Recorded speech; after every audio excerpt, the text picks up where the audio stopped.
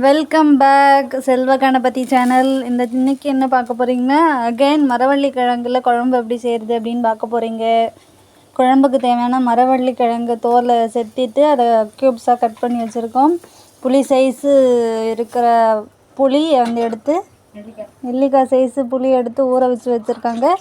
ஒரு தக்காளி, சின்ன வெங்காயம் 10, 4 பல் பூண்டும் மிளகும் இடித்து இங்கே வச்சுருக்காங்க. அப்புறம் வெந்தயம், கருவேப்பிலை. வாங்க அடுத்து நம்ம எப்படி செய்கிறதுன்னு பார்க்கலாம். நல்லெண்ணெய் விட்டுட்டு காஞ்சதும்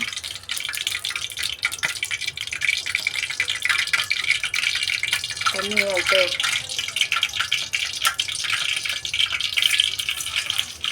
வெந்தய வாசம் வந்ததும்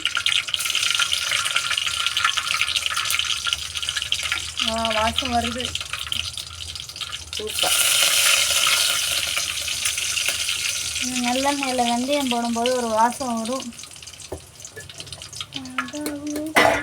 அதோடு சேர்த்து இந்த கருவேப்பிலை அவனையும் போடுறோம். அப்புறம் வெங்காயம் இவனையும் போடுங்க. வெங்காயத்தையும் பூண்டையும் தூக்கி அவனையும் போடுறோம். நல்லா ஃப்ரை பண்ணி வதங்கணும்.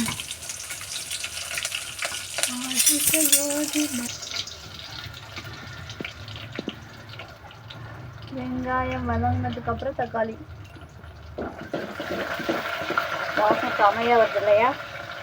இப்போ இந்த தக்காளியையும் போடுறோம். தக்காளி போட்டு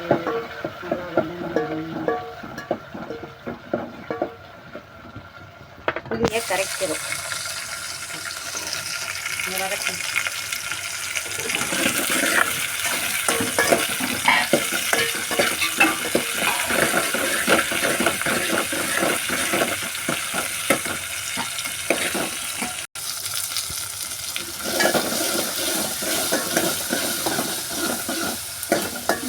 வதங்கி வந்ததுக்கப்புறம் இந்த மரவள்ளி கிழங்கு இந்த எண்ணெயிலேயே போட்டு கொழப்பு இல்லாமல் இருக்கும். அதனால்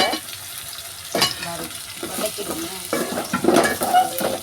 தேவையான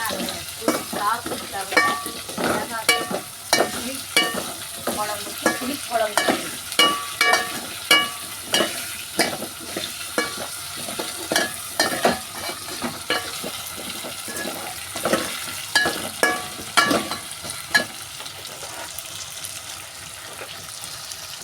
போட்டு புளிக்குழம்பு எப்படி வைப்போமோ அப்படிதான். இந்த இதில் புளி தண்ணியிலே மிளகாத்தூள் ஒரு 2 ஸ்பூன் போட்டு கலக்கி வச்சுருக்கோம்ப்பா.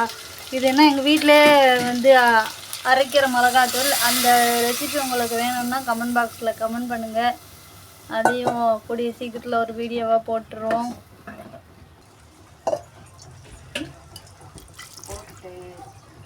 அவ்வளோதான் மக்களே. இதுக்கப்புறம் இதில் இன்னும் கொஞ்சம் தண்ணி விட்டு உப்பு போட்டு ஒரு 15 நிமிஷம் கொதிக்க விட்டுட்டோம்னா குழம்பு ரெடி. சவாரி வாங்க நம்ம இது கொதிக்க விட்டு எப்படி லாஸ்ட்டாக வந்திருக்குன்னு பார்ப்போம். 10 நிமிஷம் கழிச்சு நம்மளோட குழம்பு ரெடி ஆகிட்டு மக்களே. இதுதான் இன்னைக்கு நம்ம வச்ச குழம்பு, மரவள்ளி கிழங்கு குழம்பு.